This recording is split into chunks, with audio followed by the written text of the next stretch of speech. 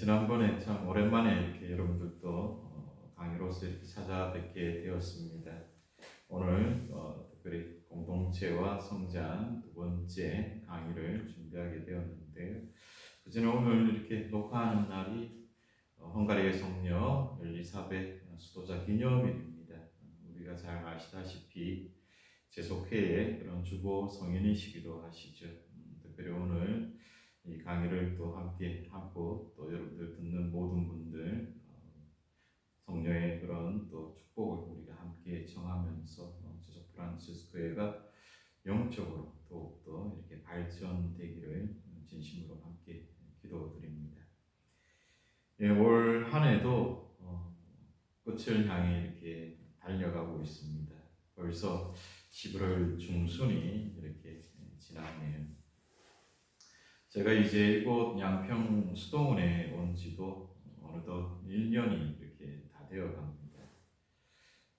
도시에서만 살다가 이렇게 시골 살이를 하다 보니까 참 자연과 계절의 변화를 이렇게 더 빠르게 느낄 수가 있었습니다. 이곳 수동원은 이제 겨울옷으로 이제 갈아입으려고 막 준비를 하고 있는 그런 또 지금 계절이고, 무엇보다도 또 지난번에는 또 눈이 또 이렇게 지난주에 오기도 했습니다. 그만큼 이제 추워진다는 얘기인데 우리 모든 제속 회원들 또 이렇게 건강하시기를, 겨울을 또 잘 나시기를 이렇게 기도드립니다. 여러분들께서도 겨울 월동 준비를 잘 하고 계십니까? 저희 수도원에서도 오늘 내일 또 이렇게 김장을 이렇게 하기로 되어 있는데, 지금도 이제 작업을 하다가 막 올라와서 이렇게 강의 촬영을 하고 있는 지금 입장입니다. 저희들 유령성을 11월 달에 지내고 있는데, 참 이 계절의 또 변화와 더불어서 어찌 보면 우리의 삶과 죽음에 관해 묵상하기 참 좋은 계절인 것 같습니다. 이곳 수도원은 저희 다른 또 conventual 프란스 수도원과는 달리 돌아가신 저희 수도 공동체의 회원의 묘지가 있는 곳입니다. 그렇게 멀지 않은 곳에 있어서 가끔 산책을 하면서 그분들과 함께한 그런 추억들을 소환해 내기도 하는데요. 그런 생각이 들면 저도 언젠가 그곳에 이제 또 묻히게 되겠죠. 또 그러기를 진심으로 또 바라기도 하고요. 옛날에 사랑의 성교의 우리 수사님과 이렇게 얘기를 하면서 자신을 이렇게 소개하기로 무덤의 수도자라고 이렇게 소개를 하거든요. 이 수사님은 11월 유령성을 뿐만 아니라 매월 이제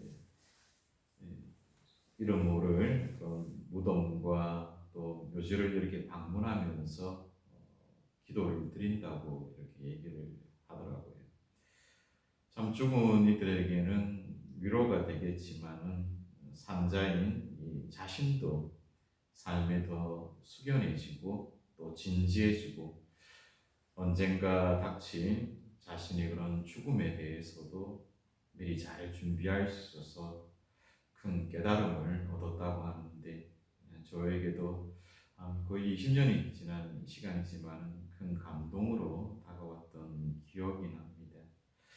아마 삶과 죽음이 동전의 앞면과 뒷면처럼 늘 우리와 가까이 있다라는 이 인식들, 이것은 또 우리가 정말 지금 살고 있는 이 삶에 대한 충실함들을 또 우리가 되새기게 만드는 것 같습니다. 지난 시간에 공동체 성장과 관련해서 몇 가지 부분을 살펴보았죠. 기억이 나십니까?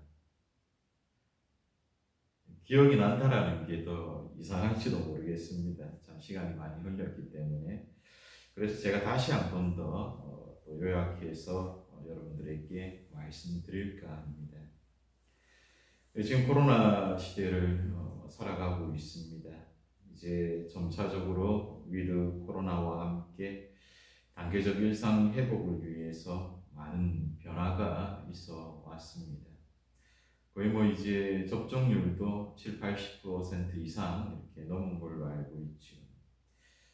코로나 이전의 시기로 우리가 돌아간 것은 아니지만 이제 사람들과 함께하는 그런 시간이 늘어나고 있는 추세이고 본당을 비롯한 많은 공동체가 또 모임을 가지고 있습니다.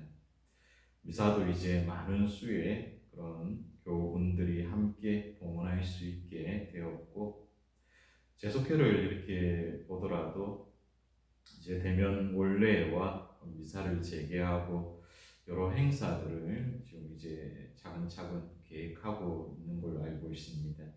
특히 비전과 또 워크숍이라든지 이런 부분들을 진행하고 있는데요. 저희 수도원도 좀 이렇게 또 서울 근교에 있어서 그런지 좀 많이 바빠지고 있습니다. 지금까지 모든 비전과 또 모임을 중단하였는데 비전과 모임 문화가 이제 빗발치고 있습니다. 저도 뭐 강의도 준비하고 또 미사도 이렇게 봉헌하면서 비전 지도에 도움을 주고 있는 그런 상황인데요. 코로나 팬데믹은 지금 공동체에 대해서 특별히 그 소중함에 대해서 진지하게 성찰할 수 있는 그런 시기였지 않나 싶습니다. 그리고 또 앞으로도 이어지겠죠. 그리고 우리가 이렇게 공동체 생활을 하면서 지금껏 우리가 놓쳤던 것이 무엇이며 또 앞으로 공동체가 성장하기 위해서 우리 각자의 역할과 또 사명을 인식하고 무엇보다도 더 나은 공동체로 우리가 성장하기 위해서 각자가 무엇을 생각하고 또 행동해 나갈지를 고민해 봐야 할 것입니다. 그래서 현재 공동체의 그런 현실을 또 파악하고 그것이 안고 있는 이 다채로운 문제점들, 그래서 첫 번째로 우리가 공동체를 힘들게 하는 것들이 무엇이 있는가, 공동체 안에 살아가는 그 구성원들의 현실도 인식하면서 참된 공동체 건설을 위한 방안을 모색하자고 함께 얘기를 나누었었습니다. 그래서 지난 시간 첫 번째로 공동체를 힘들게 하는 것이 무엇인지를 살펴보았죠. 가장 중요한 관계에서 오는 그런 수많은 갈등들, 또 끼리끼리 어떤 문화들, 또 타인에 대한 이 비판과 또 뒷담화, 개인주의, 또 무엇보다도 또 희생과 봉사의 결여, 또 내가 속한 이 공동체에 보게 되면 꼭 청개구리, 우리 사부님께서도 얘기하신 이 파리 형제와 같은 이렇게 공동체를 약화시키게 되는 그런 또 사람들도 만나게 된다라는 거 이렇게 말씀을 드렸습니다. 그러면서 이어서 두 번째로 예수님의 이 밀과 가라지의 비유 이야기, 이 이야기에서처럼 공동체 안에서도 가라지가 있다라는 것이죠. 성경 표현을 빌리자면 가라지이고 동화책에 또 미운 오리새끼, 또 청개구리. 우리는 우리 자신이 또 이제 그런 사람이 아닐 것이라고 생각을 하지만 또 어떤 다른 공동체의 또 사람들에게는 내가 또 그런 형제 자매가 될 수 있을 것이라는 사실들. 그래서 나는 과연 공동체에서 어떤 사람인가를 먼저 이렇게 반성해보고 또 우리가 어찌 보면 이 청개구리와 같은 그들을 대하는 우리의 태도도 이렇게 반성해보는 그런 생각들을 성찰들을 함께 하자라고 이렇게 얘기를 드렸습니다. 오늘 이제 여러분들과 공동체와 성장 두 번째로 나누게 될 강의는 두 번째에서처럼 이 밀과 가라지가 함께 이렇게 공존을 하고 있는 것처럼 우리가 몸담고 있는 이 공동체 또한 밀과 가라지처럼 함께 섞여져 있다는 그런 사실입니다. 그래서 세 번째로 여러분들과 나누게 될 내용들은 섞여져 있는 함께 이렇게 살아가는 그런 공동체라는 부분들을 강의로 이렇게 시작을 드리도록 있습니다. 성경에서 이 공동체와 이 관련된 이 내용, 그리고 또 예수님의 그런 가르침이 있죠. 마태오복음 그런 18장의 그런 말씀인데요. 이어집니다. 형제가 죄를 지으면 깨어져 줘라. 마태오복음 18장 15절에서 계속 이어지는 그런 내용인데요. 함께 본문을 그래도 짧게 이렇게 살펴보자면 그렇습니다. 네 형제가 너에게 죄를 짓거든 가서 단둘이 만나 그를 달려라. 그가 네 말을 들으면 내가 그 형제를 얻은 것이다. 그러나 그가 내 말을 듣지 않거든 한 사람이나 두 사람을 더 데리고 가거라. 모든 일을 둘이나 세 증인의 말로 확정지어야 하기 때문이다. 그가 그들의 말을 들으려고 하지 않거든 교회에 알려라. 교회의 말도 들으려고 하지 않거든 그를 다른 민족 사람이나 세리처럼 여겨라.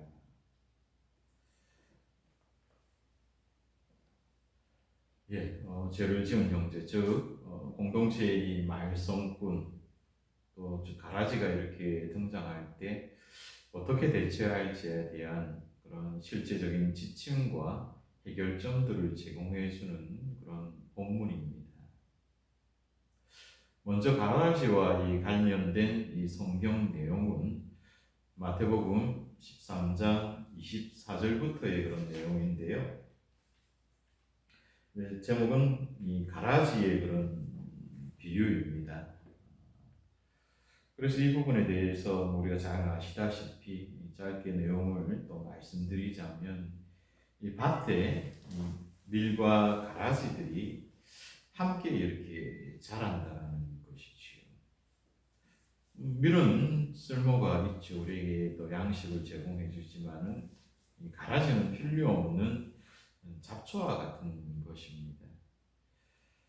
제가 올 봄부터 거의 여름까지 주로 많이 했던 작업은 잔디밭과 풀밭의 그런 작업입니다. 이 작업을 이렇게 하다 보니까 정말 쉽지 않아요. 뒤돌아서면 또 풀이 자라고. 근데 이렇게 보니까 잔디하고 또 비슷한 것도 이렇게 자라기도 하고, 이게 꽃인지 잡초인지 잘 모를 때가 이렇게 많았었습니다. 그리고 또 무엇보다도 이렇게 잔디를 뽑으려고, 잔디를 뽑는 게 아니죠. 그 잔디 속 옆에 있는 풀을, 특히 토끼풀이나 또 쑥이라든지 이런 것들을 이제 뽑으려고 하면 정말 쉽지가 않아요. 왜냐하면 뽑다가 잔디 뿌리까지 이렇게 뽑게 되는 그런 경험들을 하면서, 또 뿌리가 잡초가 얕지가 않아요. 또 깊게 이 잔디의 뿌리와 얽혀 있는, 참 이 부분을 이렇게 경험하다 보니까 예수님께서 설명하신 이 비유 이야기들이 더 마음에 많이 와닿았는데요. 그렇습니다. 밀과 가라지가 있으면 밀은 또 놓아두고 이 가라지는 뽑는 게 당연해 보이죠. 저도 이렇게 잔디밭이 있지만은 함께 이렇게 자라는 것을 보니까, 인간적으로 우리는 이렇게 또 잔디를 살리기 위해서 뽑기는 하지만은 어쨌든 이 가라지는 뽑아야 됩니다. 그렇죠? 하지만 성경 본문에서 예수님께서 얘기하시듯이 주인은 이 가라지를 거두어내다가 밀까지 뽑을지 모르니까 수확 때까지 둘 다 함께 자라도록 내버려 두고 추수한 후에는 가라지를 골라내서 불태우라고 이렇게 얘기를 하죠. 이 이야기는 표면적으로 시사하는 것 중에 하나가 이 교회 공동체, 그리스도교 공동체가 함께 섞여 있는 그런 공동체라는 사실입니다. 즉, 죄인과 또 의인들, 선인과 악인들, 또 믿음이 강한 자와 그렇지 못한 또 교우분들, 또 희생과 봉사를 즐겨 하시는 분도 계시지만 그냥 개인 신앙생활에 또 머물러 있는 사람들, 공동체가 완벽하지 않다라는 것을 이제 먼저 인정하는 것이 우리에게 필요합니다. 그래서 공동체가 흠도 있고 또 상처도 있고 결함도 있는 이 사람들이 모여 있는 게 이 공동체의 자연스러운 본성이라는 것이죠. 우리가 사람을 만나도 또 마찬가지입니다. 어떤 스님이 이렇게 얘기하시기를 어느 공동체를 가든 나와 맞는 사람이 있지만 나와 맞지 않는 사람도 있다. 나와 맞는 사람이 3명이라면 또 나와 맞지 않는 사람이 그만큼 또 3명이 있다는 것이죠. 그리고 공동체가 정말 이런 것은 또 우리가 알겠는데 문제 없으면 좋겠지만 늘 평안하거나 평화로울 수는 없습니다. 즉 공동체가 티격태격하는 게 또 자연스럽고 갈등은 또 당연한 것이라고 생각하는 것이 오히려 우리 정신 건강에 더 유익해 보입니다. 공동체가 일치와 친교의 공동체가 되어야 한다라는 이 강박관념이 우리를 오히려 더 피로하게 만들 수 있습니다. 다시 앞으로 이렇게 돌아가서 마테오복음 18장 15절 아까 읽어드렸죠. 너 형제가 죄를 짓거든 가서 단둘이 만나 그를 타일러라. 그가 내 말을 들으면 내가 그 형제를 얻은 것이다. 내 옆에 죄를 지은 사람이 있으면 어떻게 합니까? 우리 재속회 각 단위 형제의 공동체 안에서도 우리는 완벽한 사람 또 천사가 아니기 때문에 누구나 이렇게 죄를 짓게 되죠. 또 공동체 안에서 공동체에 또 심대한 또 악영향을 끼치는 그런 경우들을 맞닥뜨리게 됩니다. 그럴 경우에 여러분들은 어떻게 합니까? 예, 때로는 꾸지람, 또 훈계, 조언들을 이렇게 하겠죠. 근데 이것도 사람마다 다 다른 것 같습니다. 엄청나게 역정을 내면서 이제 화를 내는 그런 사람들도 있고, 조용히 따로 불러서 타이르는 그런 사람들도 있고, 뭐 신경 쓰기 귀찮다고 그냥 말 안 해버리는 그런 사람들도 있고, 저는 이 가운데에서 제일 나쁜 것이 있다라면 가만히 있는 사람 아닐까. 왜냐하면 그런 거 있잖아요. 우리가 어떤 조언을 하고 충고를 하고 또 훈계를 하게 되면 오히려 그것으로 나에게 더 나쁜 영향을 끼칠 것이라는 것 때문에 차라리 가만히 있는 것이 낫다. 그리고 또 이보다 더 나쁜 것은 저는 그렇게 생각을 합니다. 자신은 옳고 그 죄를 지은 그 사람은 잘못되었다고 생각을 하면서 가만히 있는 사람. 그리고 그것을 뒤에서 얘기하는 사람. 참 이 부분이 우리가 좀 고쳐야 될 그런 부분들이 아닐까. 그렇긴 합니다. 자신이 잘못하였음에도 그것을 알지 못하는 사람이 있다라는 것들을 우리는 경험으로 알고 있죠. 그래서 무엇보다도 당사자 스스로가 죄를 지었음을 자각할 수 있게 도와줘야 합니다. 때론 이 친구의 또 주위의 어떤 형제 자매의 쓴소리가 큰 모약이 되기도 하기 때문이죠. 제가 오랫동안 성소 담당 신부로 이렇게 있으면서 수백 명의 그런 젊은이들을 이렇게 만났었습니다.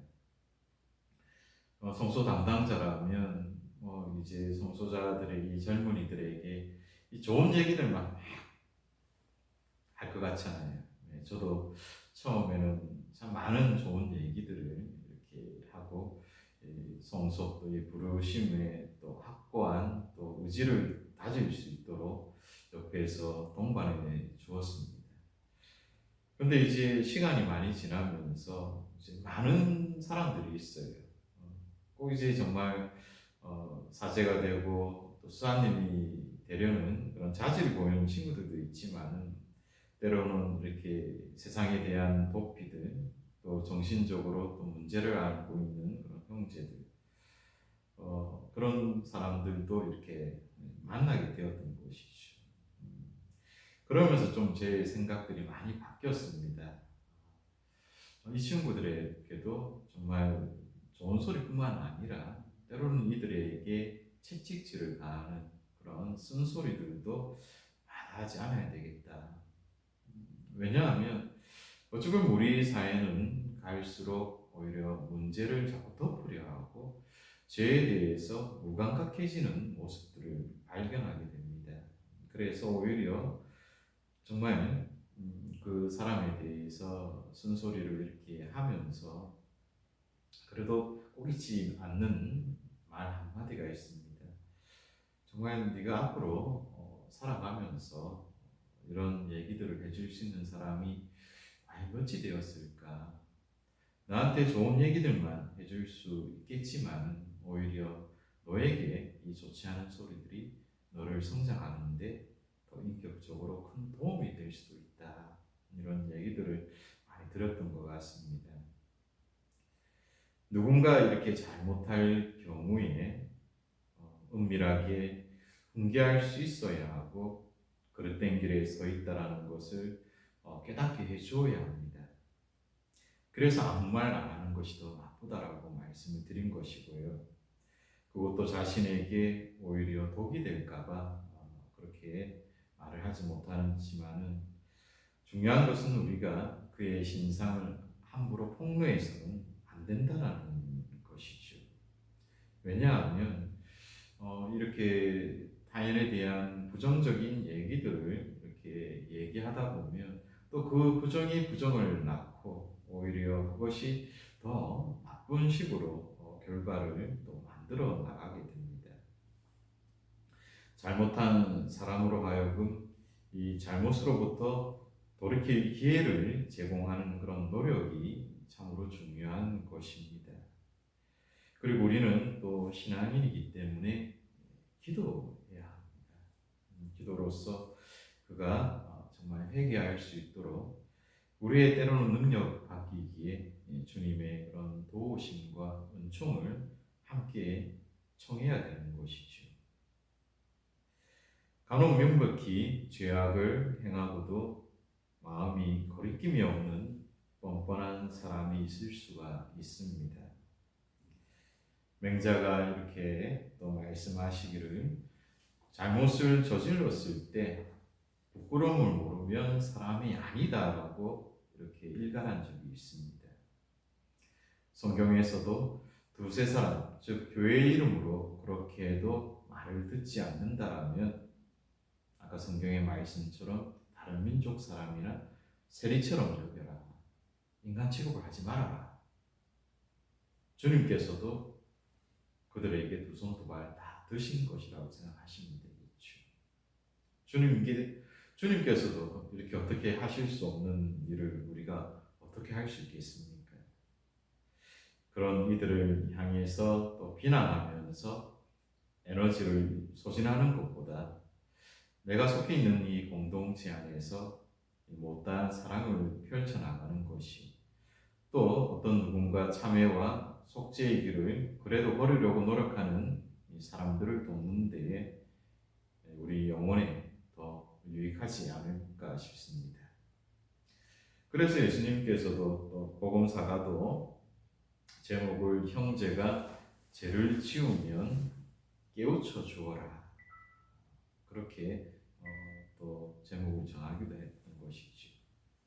그리고 이렇게 교회 공동체 이름도 이렇게 말을 듣지 않게 되면 그 이후에 또 예수님께 우리에게 전해주시는 마태복음 18장 18절에서 20절은 함께 기도하면 아버지께서 들어주신다라는 제목입니다.